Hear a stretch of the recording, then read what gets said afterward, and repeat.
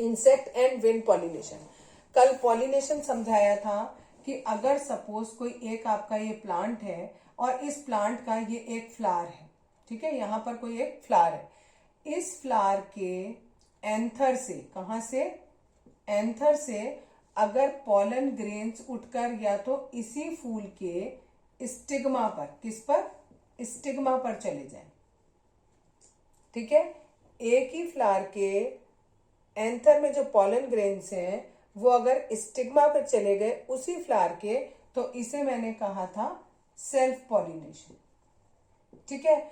और अगर इस फ्लावर के एंथर से दूसरे फ्लावर के, ये एक और दूसरा फ्लावर बना दिया, इस फ्लावर के स्टिग्मा पर अगर गए, अगर इस फ्लावर के स्टिग्मा पर गए हैं ये वाले एंथर्स, ठीक, या फिर कोई एक और पौधा है आपका, ये एक और पौधा है, इस पर एक और फ्लावर है, इसका जो स्टिग्मा है इस स्टिग्मा पे चले गए ये एंथर, तो इसे हम कहते हैं क्रॉस पॉलिनेशन, ठीक है। इतना बताया था। अब मैं आपको बताने जा रही हूं इंसेक्ट और विंड पॉलिनेशन। यानी ये जो पॉलिनेशन हो रहा है, यानी आपके जो पॉलन ग्रेन्स हैं वो इस एंथर से स्टिग्मा पर किस तरीके से जा रहे हैं, उस बेसिस पे मैं आपको बता रही हूं कि ये दो तरीके का होता है, एक होता है इंसेक्ट, एक विंड। आगे बड़ी क्लासेस में पढ़ोगे तो और भी मेथड आएंगे, बट अभी आपकी क्लासेस में केवल यही दो मेथड है, इंसेक्ट पॉलिनेशन और विंड पॉलिनेशन। आपने जनरली देखा होगा कि अगर कोई सपोज ये फूल है, इस फूल पे सपोज ये मैं ऐसे पैटर्न्स बना देती हूँ इस फूल की, ठीक है, और ये आपकी इस तरीके का फूल हो गया, ठीक है।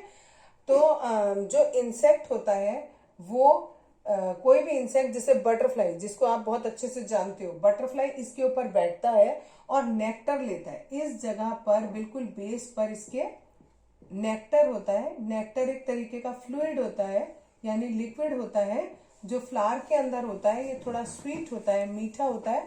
तो इंसेक्ट इसको खाने के लिए इस पेड़ के ऊपर, फूल के ऊपर बैठते हैं, ठीक है, और अपने और इसमें से नेक्टर्स को वो सक कर लेते हैं।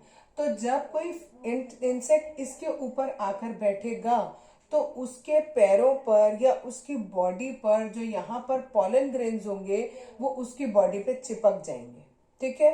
और जब वो अनदर किसी और फ्लावर के ऊपर जाएगा, एक और दूसरे फ्लावर पे गया, ये दूसरा फ्लावर है, ठीक है, इस फ्लावर पर ये वाला इंसेक्ट जो यहाँ पर इंसेक्ट था, सपोज यहाँ पर ये आपकी बटरफ्लाई थी, यही वाली बटरफ्लाई आपकी इस जगह पर चली गई, ठीक है।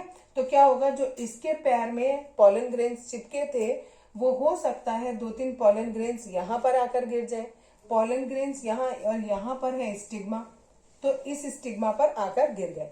तो इस तरीके से इंसेक्ट्स के थ्रू पॉलन ग्रेन्स का जो ट्रांसफर हो रहा है उसको हम कहेंगे इंसेक्ट पॉलिनेशन, ठीक।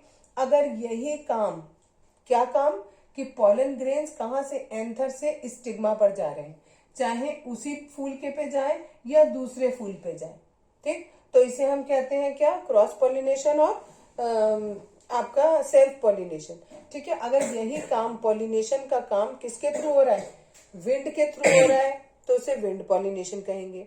अगर वो इंसेक्ट के थ्रू हो रहा है तो हम उसे इंसेक्ट पॉलिनेशन कहेंगे। क्लियर हो गया बच्चों?